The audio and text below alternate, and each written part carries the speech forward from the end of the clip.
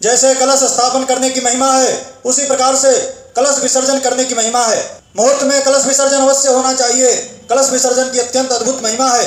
नमस्कार, नमो नारायण भक्तों, स्वागत है आप सभी का।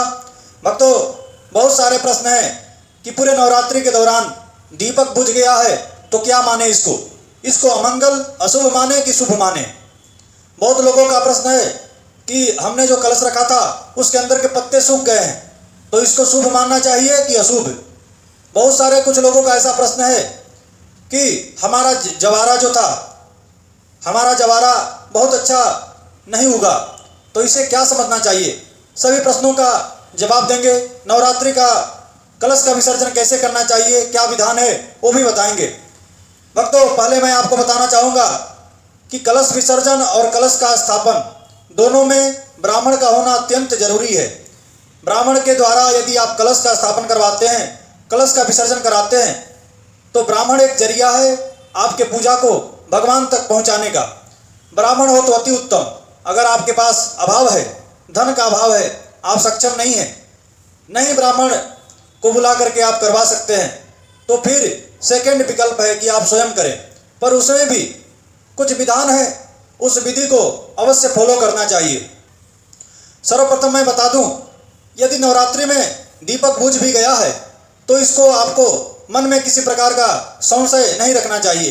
किसी प्रकार का मन में शंका कुशंका ऐसा भाव आपको नहीं रखना चाहिए।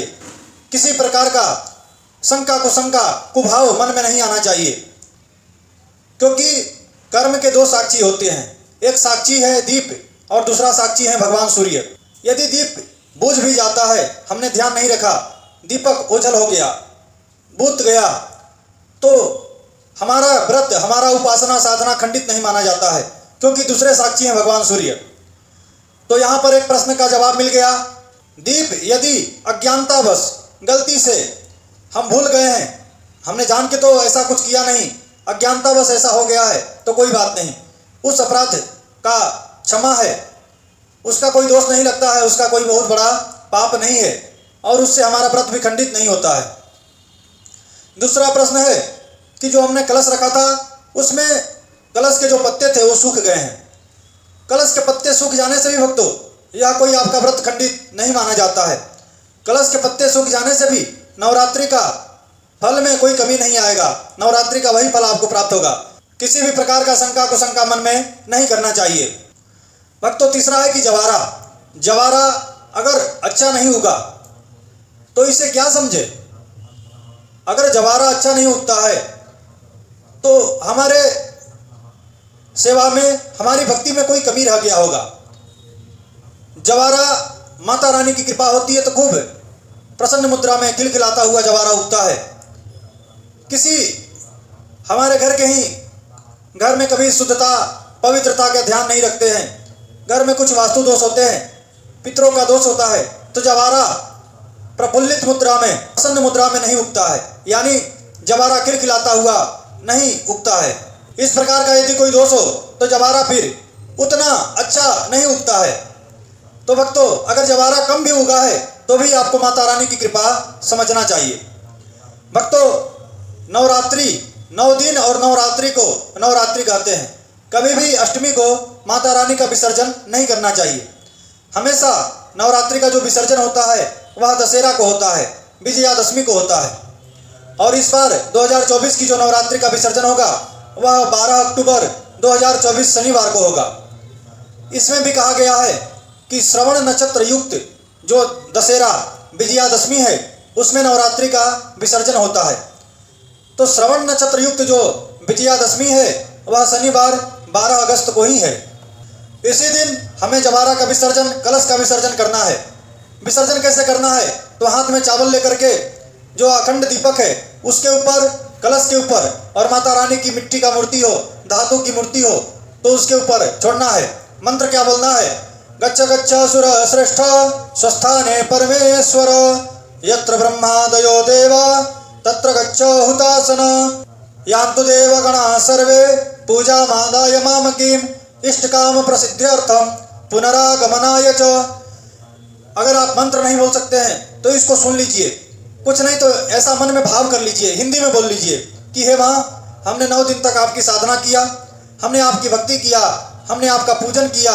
इस पूजा को आप स्वीकार करके आप अपने लोक की तरफ प्रस्थान कीजिए। जब भी ऐसे शुभ और मांगलिक कार्य में हम आपको बुलाएंगे तब आप पधारिएगा। आप हमें आशीर्वाद दीजिए। इस स्थान से हम आपका विसर्जन कर रहे हैं, पर आप हमारे हृदय के मंदिर में हे माँ सदैव निवास कीजिए, ऐसा भाव करना है, ऐसा बोलना है।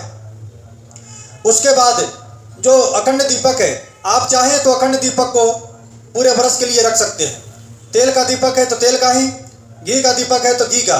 कभी भी तेल और घी एक साथ मिला करके दीपक नहीं जलाते हैं, इसका ध्यान रखना चाहिए। दीपक का जो ऊपर का ढकना है उसको उठा करके कहीं भी डायरेक्ट नीचे जमीन पर मत रखिए, कोई पाटा के ऊपर रखिए, कोई चौकी के ऊपर रखिए। अगर दीपक में जब तक घी है, तेल है, जब तक चले तब तक उसको चलने दीजिए। कलश में आपने जो नारियल रखा है, पूर्ण पात्र यानी कोई प्लेट के ऊपर, तांबा हो, पित्तल हो, चांदी हो, उसके प्लेट के अंदर आपने चावल डाल करके जो नारियल रखा है, उस नारियल को आपको तोड़ करके नहीं खाना है। उस नारियल को नदी प्रवाहित नहीं करना है, भूल करके भी उस नारियल को तोड़ना नहीं है, न खाना है। इसका आप सभी अवश्य ध्यान रखें। उस नारियल को लाल कपड़े में बांध करके उत्तर और पूरब का जो कोना होता है, ईशान कोना में वह नारियल को टांग दीजिए, रख दीजिए। 1 साल तक वह आपके घर में पड़ा रहे, क्योंकि वह जो नारियल है, वह नारियल कोई दूसरा नहीं, उसमें माँ परम्बा, जगत जननी जगदम्बिका, माँ दुर्गा, 9 दिन में माता रानी की शक्ति उस नारियल के अंदर आकर के समाहित हुई है। वह नारियल साक्षात देवी रूप है। वह नारियल आपके घर में रहेगा तो घर के नकारात्मक ऊर्जाओं को, नकारात्मक शक्तियों को, व्यापार हानि, जीवन में बाधा, जो भी कुछ कष्ट तकलीफ है उसको दूर करेगा। तो वह नारियल को रखिए।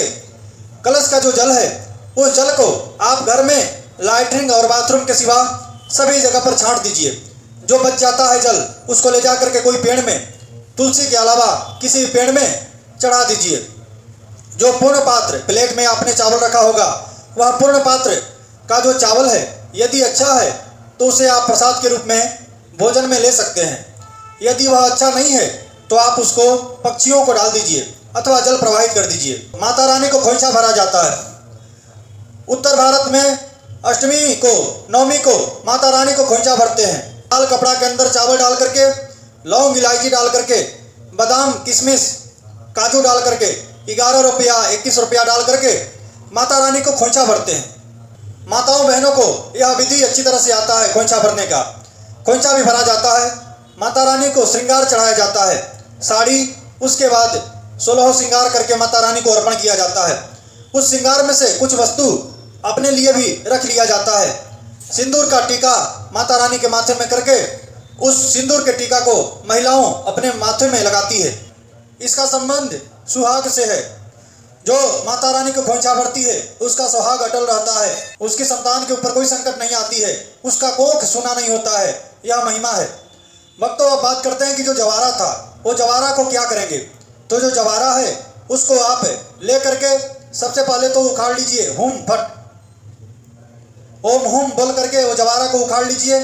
उसको आप माता रानी के चरणों में पहले कुछ जवारा चढ़ाइए। उसके बाद वह जवारा भगवान के ऊपर, गणेश जी के पास, माता रानी की मूर्ति के पास चढ़ाइए, माता रानी के फोटो के पास चढ़ाइए, कलश के पास चढ़ाइए।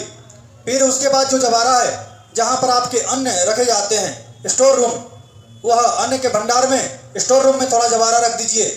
थोड़ा सा जवारा ले जा करके तिजोरी में रख दीजिए और थोड़े जवारा आप अपने दोनों कानों पर थोड़ा थोड़ा चढ़ा लीजिए। जो शेष जवारा है, जो बच गया है, घर के सभी लोग अपने दोनों कानों पे चढ़ावे। जो बच जाए जवारा उसको ले जा करके नदी में प्रवाहित कर देवे। उसके बाद मिट्टी के पात्र में जिसमें आपने जवारा बोया था, वह मिट्टी के पात्र को भी आप साफ कर लीजिए। मिट्टी को कोई गार्डन में डाल दीजिए और अथवा किसी गमले में डाल करके उसमें कोई पौधा लगा दीजिए। वह मिट्टी के पात्र को साफ करके उसके अंदर जल भर के रख दीजिए पंछियों के लिए। पक्षी आएंगे, जल पिएंगे तो यह पक्षियों का सेवा होगा। यह सेवा भी अत्यंत पुण्यकारी और पुण्य लाभ देने वाला होता है। पंछियों की जल की सेवा करना चाहिए। अगर वो नहीं कर सकते, अगर आपने तांबा, पित्तल अथवा कोई धातु, चांदी में, स्टील में आपने जवारा बोया था तो उसको साफ करके अपने काम में उपयोग में ले लीजिए। अष्टमी अथवा नवमी के दिन में आपने यदि 9 दिन तक माता रानी का पूजा किया है तो आपके घर में हवन होना चाहिए। ब्राह्मण को बुला करके विधि विधान पूर्वक हवन कीजिए। भक्तों, शास्त्रों में तो ऐसा लिखा है कि स्त्री को यज्ञ करने का अधिकार नहीं है। अगर आप स्वयं करने जाएंगे तो उसमें त्रुटि होगी, कुछ न कुछ भूल हो जाएगा और उसका दोष आपको लगेगा। ब्राह्मण के माध्यम से ब्राह्मण इस विधि को जानते हैं और ब्राह्मण से यदि आप विधान करवाते हैं, विधि करवाते हैं, हवन पूजन कराते हैं तो वह हवन पूजन सफल माना जाता है। तो पंडित जी को बुलाइए और उनसे विधान करवाइए। जो पूरे नवरात्रि में आपने जो दक्षिणा चढ़ाया है, पैसे चढ़ाया है, उसके ऊपर अधिकार केवल ब्राह्मणों का होता है। तो आप वह दक्षिणा ले जाकर के पंडित जी को दे दीजिए और कुछ सीधा का दान कीजिए। नवरात्रि हो अथवा कोई भी अनुष्ठान हो, पूजा हो, दान के बिना पूजा की महत्ता नहीं है। दान के बिना पूजा अधूरी है। दान अवश्य करना चाहिए। अन्न दान, वस्त्र दान और दक्षिणा दान, तीनों दान का विधान है। तीनों दान करें, ब्राह्मण को अथवा कोई मंदिर में अथवा कोई जरूरतमंद को दान करें। यह दान करने से आपकी नवरात्रि पूरी सफल होगी। भक्तों, यह था नवरात्रि का विसर्जन के ऊपर वीडियो आपको अच्छा लगे तो इसे लाइक कीजिए। चैनल पर नए हैं तो इसे सब्सक्राइब कीजिए। बेल आइकन को दबाएं ताकि मैं कोई भी वीडियो अपलोड करूं उसका नोटिफिकेशन आप तक पहुंचे। आप सभी को श्री हरि, आप सभी को नमो नारायण। ओम श्री मात्रे नमः।